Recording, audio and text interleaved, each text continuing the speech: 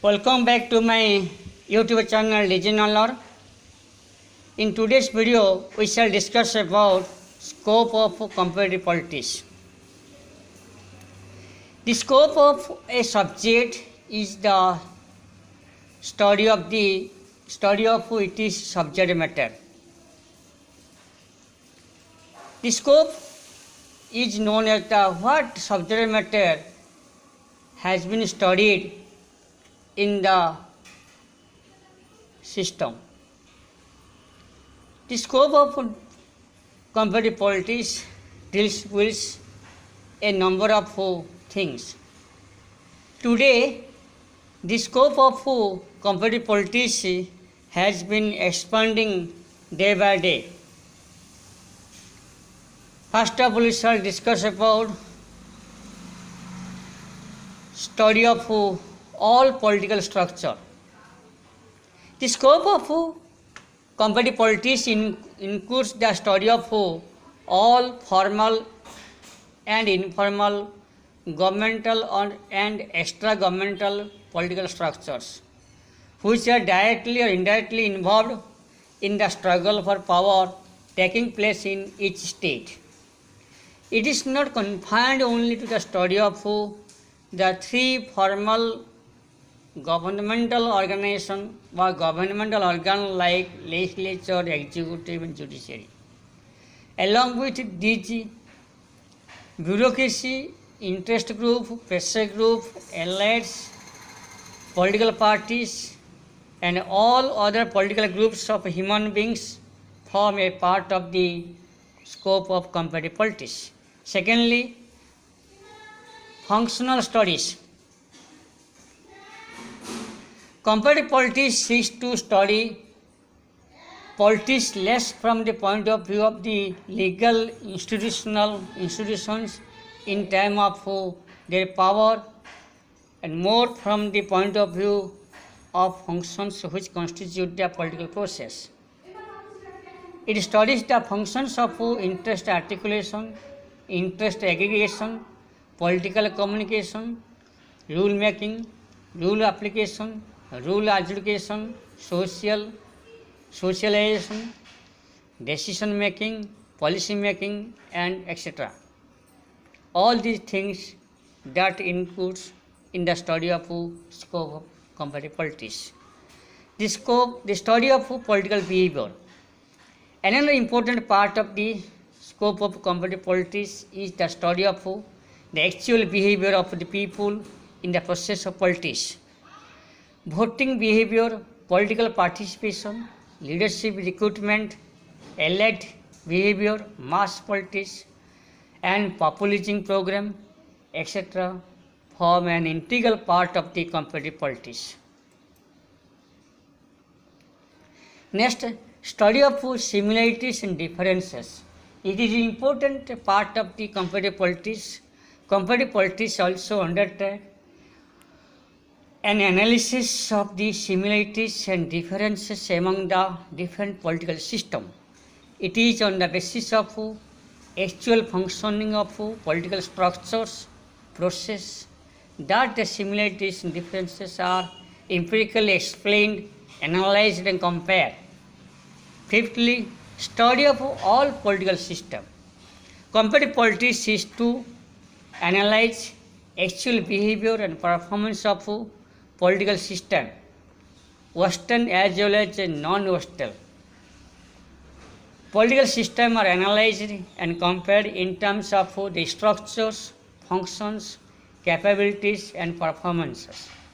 The actual working of political system is analyzed with a view to gather systemic knowledge for theory building. Sixthly, study of environment and infrastructure of politics. Study of political culture of various political systems forms a very popular focus in comparative politics. The study of infrastructure of politics forms an integral part of the scope of comparative politics. This concept has definitely enhanced the ability of political scientists to explain and compare the behavior of various political systems in their environment. Next is the study of political culture.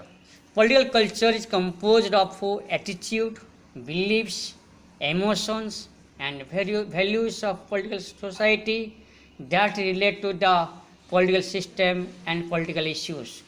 These beliefs and values greatly influence the functional of each political system.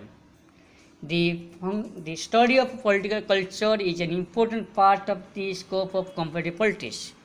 Eighthly, study of political socialization.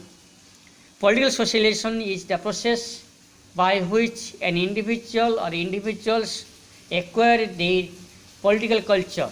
It is also included in the scope of comparative politics because the behavior of each individual, each political system depends on to a large extent on this process. It is the process by which political cultures are remained and changed, maintained and changed.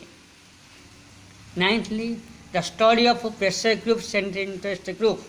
The scope of comparative politics deals with the study of pressure groups and interest groups like political parties, non-governmental organizations, trade unions, social movement groups, etc. working within political system. These groups reflect the wishes of the people through which meeting, symbol, programs, demonstration, etc. and try to influence the working of the political system. Tenthly, study of power, influence, authority and legitimacy. Modern political scientists lay special emphasis on study of power, influence, authority and legitimacy. The use of these concepts for a classical political system on the basis of the nature of authority, relations and struggles for power. As such, the study of concepts of power, influence, legitimacy, authority occupy an important place in the scope of comparative politics. Lastly, but not leastly, study of political process. Political process like decision making, policy making, judicial process, leadership recruitment process and others are always work in the political system. The actual working of a political system depends upon the process. Therefore, a comparative study of all these political processes is also an integral part of the scope of comparative politics.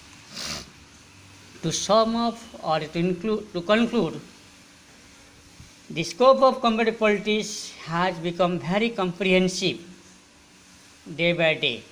It includes everything that falls within the purview of political activities and political process in the different political system.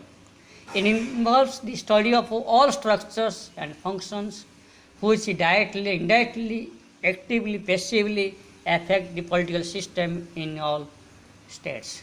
Political behavior, political culture, political socialization, decision making, political structure, interest group, political parties, allied direction, public protest, violence, urbanization, modernization, power influence, authority, etc. all included in scope of comparative politics. Thank you very much.